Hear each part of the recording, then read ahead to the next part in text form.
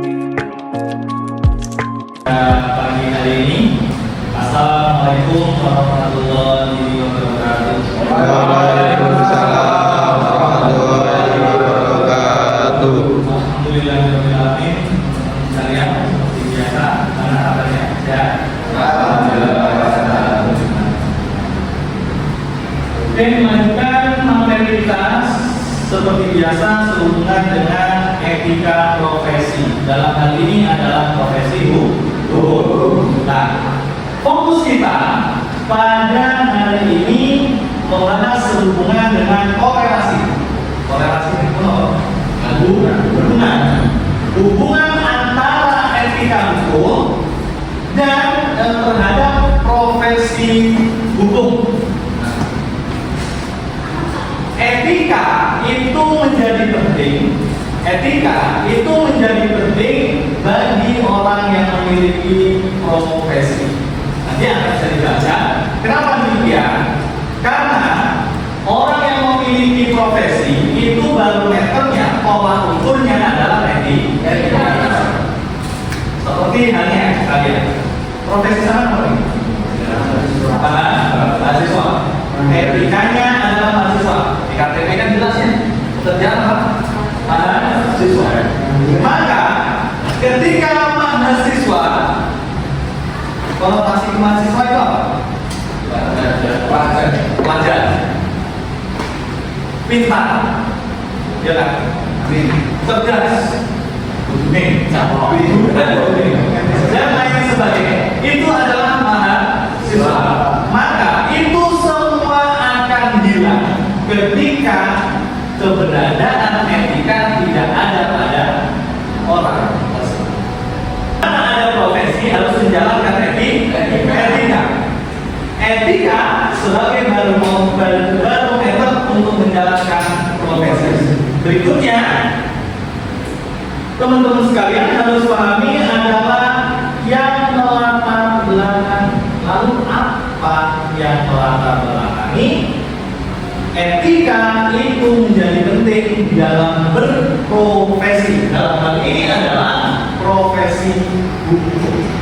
Di situ teman-teman sekalian bisa dilihat, etika dalam profesi itu memiliki peran yang sangat krusial. Apa ya? Krusial. Apa itu? Sangat penting. Etika itu menjadi sangat penting dalam menjaga integritas dan kepercayaan publik terhadap sistem hukum. Satu contoh penegak hukum. Ada satu instansi kepolisian. Maka kenapa hingga hari ini orang masih belum bisa percaya dengan polisi? Pertanyaan.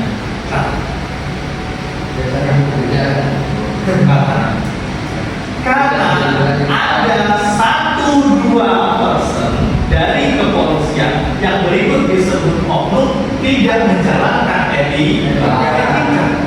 Setelah kita mengetahui latar belakang ini, maka berikutnya adalah definisi. Maka kita harus membedakan nih, apa itu etika hukum dan apa itu profesi hukum. Etika hukum itu adalah seperangkat prinsip moral yang mengatur para pelaku hukum. Para pelaku hukum itu diatur dengan apa? Yang mengatur para pelaku hukum itu adalah etika.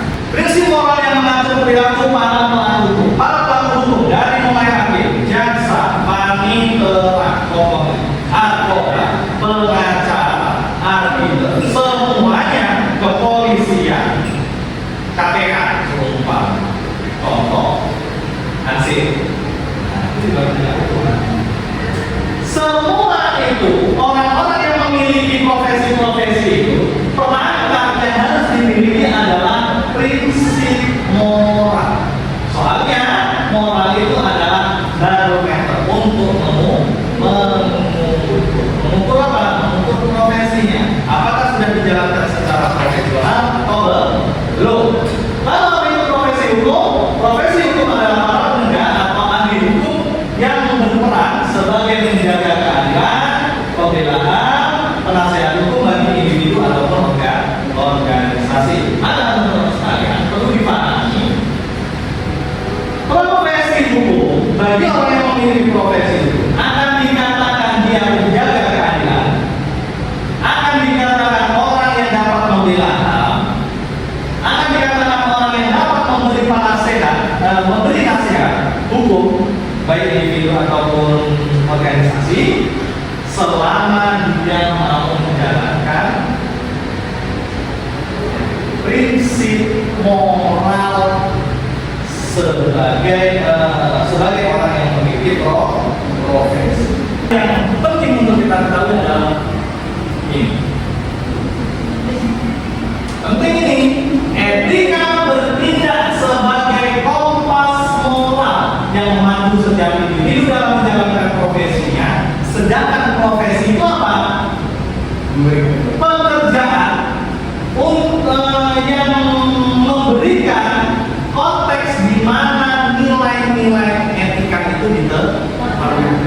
Jadi etika itu pedoman. Tuhan itu pedoman untuk kita hidup.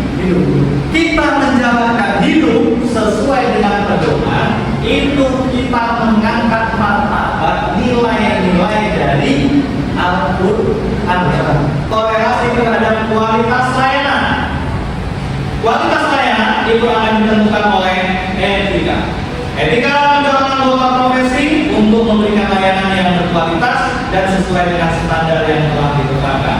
Standar yang telah ditetapkan itu apa? Standar yang telah ditetapkan itu adalah aturan dan integritas profesi. Etika menjaga integritas dan martabat suatu profesi. Nah, berikutnya hubungan etika dengan profesi hukum adalah korelasi terhadap tanggung jawab sosial dan hukum. Tanggung jawab profesi itu tidak terhadap dirinya saja, tapi terhadap sosial dan hukum. Etika mendorong anggota profesi untuk memiliki tanggung jawab sosial dan berkontribusi terhadap kesejahteraan masyarakat. Ini ada beberapa gambar ilustrasi yang mungkin bisa kalian lihat dan saya sampaikan. Ini adalah manfaat ketika orang mau menjalankan etika, menjalankan profesinya sesuai etika. Yang pertama, etik akan menjadikan orang bekerja profesional, ya kan? Sampai akan bekerja secara profesional ketika saya sebagai bos menggaji sampai secara profesional. Kalau saya punya etika terhadap sampean, maka sampean akan bekerja profesional. Begitu pula sebaliknya. Yang kedua, sebuah kerjasama itu akan muncul ketika etika itu dijalankan, bukan menjalankan egonya saja, tidak bisa menerima pendapat satu dengan yang lain. Itu jika berbeda. Yang kedua, ketika etika itu dijalankan bagi orang yang memiliki profesi, dia akan mendapatkan kepercayaan publik sebagai pelayan publik. Semua masyarakat dan semua golongan akan percaya, bukan yang percaya golongan tertentu saja, tapi semuanya. Orang kaya, orang miskin, orang mampu, orang tidak mampu percaya. Yang berikutnya, keadilan akan diterima. Keadilan akan dirasakan oleh setiap aspek kehidupan ketika etika itu bisa dijalankan. Dari sini, jika ada saran dan pertanyaan, bisa disampaikan. Ada? Tidak. Sudah jelas? Sudah. Alhamdulillah. Berikutnya saya ucapkan terima kasih. Kasih aplaus buat saya. Oke, teman-teman sekalian, itu saja yang dapat saya sampaikan untuk hari ini ya, terkait etika profesi hukum. Inti dari pembelajaran hari ini adalah ikhlas.